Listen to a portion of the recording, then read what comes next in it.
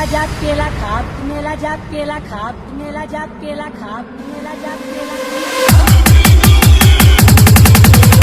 अरे भैया, अरे भैया happy new year, happy new year.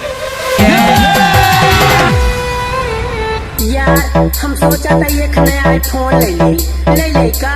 हाँ यार सर्च मार फ्लिपकार्ट पे आईफोन 15 प्रो मैक्स तो 1.5 लाख बता यार। घर वर सब बिका जाए हमार। कौनो सस्ता वाला माल।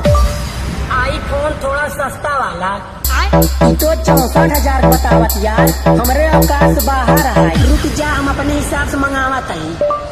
आईफोन 5,000 के नीचे वाला। हम संतोष पागल नहीं।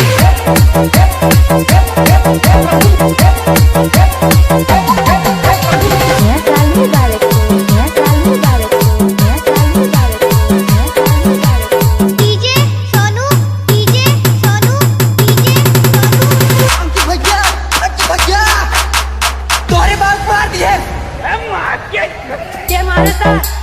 ठंडी मारे था। Happy New Year, Happy New Year, Happy New Year.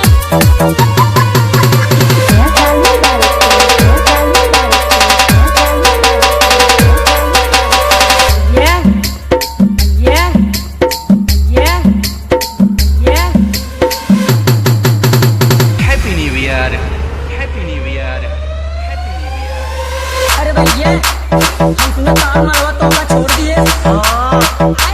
तो भैया ऊपर नंबर हुआ हमका दे जा।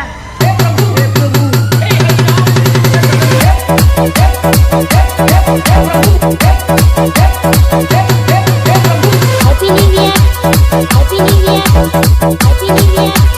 नया साल मुबारक। Sonu mixing, Sonu mixing, Sonu mixing. आप बड़ी होकर क्या बनना चाहती हैं? काजल राघवानी। मातारी बेचे जवानी, बिटिया बने काजल राघवानी।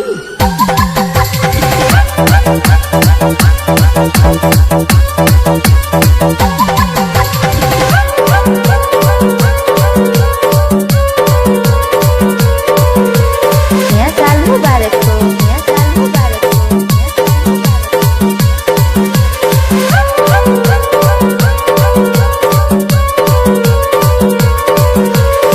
डीजे सोनू रायपुर चौराहा यूपी बहराइच।